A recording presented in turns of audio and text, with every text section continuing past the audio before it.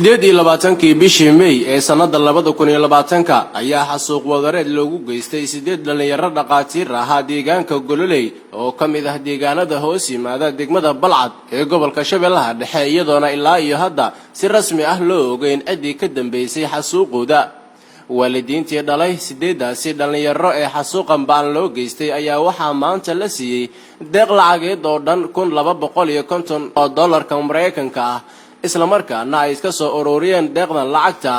dhalinyaro iyaga iskood isku soo xilqaamay isla markaana waalidiinta 8daasi dhaqaatiir la qaybsaday tiraayada maadaama dhaqaatiirtaasi ay ka wada tageen xaasas iyo caruur agoona iyadoona mid ka mid ah dhaqaatiirtaasina uu yahay midka ugu danta yar kana tagay dhowr caruur ah ka oo dhalinyaradan jooga gudaha dalka iyo dibadiisaba ku wareejiyay boos ay iyaga u iibiyeen isla markaana loogu dhisay guri qurux badan waxaana furaha guriga maanta lagu wareejiyay aabaxuuti oo ahaa aabaha dhalay mid ka mid ah dhaqaatiirtaasi isla markaana wakiilka ka ah caruurtan agoonta ah haddaba qaar ka mid ah odayaashii ka soo qayb galay kulankan tiraayada loogu qaybsanayay waalidiintii dhalay dhaqaatiirtii sida arxandarrada loogu xasuuqay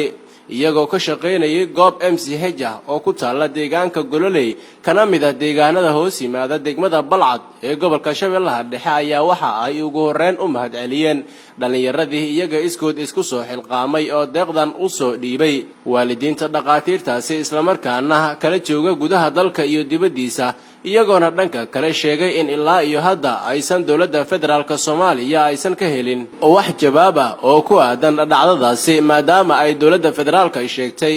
inay wado baaritaano ku aadan dhacdadaasi. waxaan idinkaga mahadcelinayaa ka soo qaybgalka aan nagala soo qayb gasheen xafladan ballaaran ee dadka walaalaha masaakiinta wax lagu guddoonsiinayo. annagu waxa aan wareejinayno ma aha lacag tacsiye ama xoolo lagu qalayo ma aha waa lacag taakuleen ah oo dad walaalo oo qaraabo ah iyo dad muxsiniin ay soo dhiibteen oo adduunyada dacaladeeda kala jooga sida Canada, America, South Africa, Europe, Asia meelo badan kala joogo qaasatan haddana Soomaaliya dadka joogo walaalo badan oo muxsiniin oo qayb weyn ka qaatay dhammaan waa ugu mahadcelinaynaa.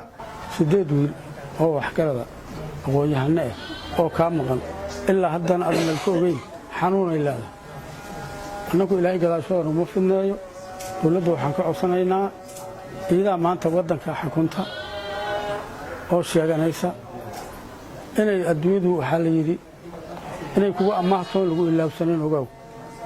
waa amaah dad qabo waana la heli doonaa insha Allah dawladda waxaan ka codsanaynaa inay dadkayna meel noo saarto. horta waxa waaye wax alla waxaan dhihi lahaay ragga iga hore u yiri waxaan ka xunnahay nimanka dalka iyo dadka baan ficlahay dhaqaatiirta ahay si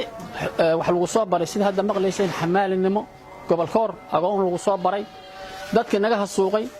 ayaan aad ugu xunnahay saasaan biriga isugu nimadnay waxaan rabnaa dawladda dhexe iyo Hirshabeelle inay meel saaraan inay qanciyaan aan uga fadhinaa namana anfacdo namana qabato falki ka dhacay meeshaas waa lagu daba jaraa nama qabato qanacna kuma nihin. Wassalaamu calaykum waraxmatullaahi wabarakaatuh. dad inta waa la arki jiray 8 qof ka badan meel ay ku dhimatay waa la arkay laakiin 8 qof oo dhaqaatiir hal meel lagu dilay Soomaaliya lagu markin adduunyada lagu markin anaga u dil wadareed xasuuq aluu tilmaami karaa marka wax dhacay waaye waxay dhacay in Ilaahay agtiisa ka yimideen laakiin sabab ay leeyihiin dadkana dilay adduunyada dadka wariiri bacbad dilin bahal ma dilin daacuun ma dilin dad dilay dadka dilina kullee uu dawladda mas'uulka adduunyada wadanka idaaka mas'uul iyada qabta dadka ilaa xukunto idaa u dhaaratay idaa dawladda wadanka maalibnimo dawlad noqdo laakiin dadkii dawladda ahay oo hadda anaga aan joogno 27 bishii shanaad maanta ay joogto 11 bishii toddobaad ilaa hadda inay cadaalad weyn xoogaa tirsanaa. intaasi kadibna qaar ka mid ah waalidiintii dhalay 8daasi dhaqaatiir iyagoo aan waxba galabsan xasuuqa ba'an loo geystay ayaa ka mahadceliyay deeqdan lacagta ah oo ay iska soo ururiyeen dad ka damqaday caruurta agoonta iyo xaasaskan ay ka wada baxeen allaha u naxariistay dhaqaatiirtan iyagoona ugu dambeyn dowladda federaalka Soomaaliya ka dalbaday inay cadaalad u helaan dhaqaatiirtaasi oo sida ay sheegeen waalidiintooda daruufo adag ay wax ku barteen xitaa qaarkood iyagoo agoon ah wax la soo baray iyagoona weli sheegay waalidiintan inaysan xoogooda dhadhamina si xun loo xasuuqay dhiibitaanka musaacadada gudaha ka shaqeeyay balcad iyo dadkii dibadda hantida ka soo dhiibay iyo gudahaba waxay kiciyeen dareenkayna sababtoo Soomaalida waxay dhahaan xaqabta qalbigay u roon tahay macnaha waxayna tuseen in qaraabo ay yihiin xanuun oo soo taabtay oo ay ka soo qayb qaateen sidaasna ay qalb dareenkayna u kicisay oo aan dareennay dhibaatooyinka nagu dhacaya in ay jiraan dad nala qaybsahayo ilaahay subxaanahu wa ta'ala khayr ha ka siiyo ilaahay ajarkooda ma dayaco miisaanka aakhira allah ugu kabo dadaalkana meeshaas ha ka sii wadaano bismillaahir rahmaanir rahiim muslimiinta walaalaheena soo saaciday aruurahaas la laayay abshira cabdulagani anigoo ah wiil walaalkay dhalay aabihiisna ay dileen qabaa'il hogaamiye kooxeedyada ay dileen in agoontinimo ku korinay agoontinimo ku waxbarnay yaa markuu waxbarashadii dhameystay 2019 bishii lixaad oo qalin jabintiisa qaatay waa sanadkii ugu horeeyay oo la dhidhimin rabay xoogiis cadow baa u baxay cadowgaas ilaahay naga qabtaan leenahay intina soo saacidana ilaahay khayr ha siiyo midalkooda khayr qabo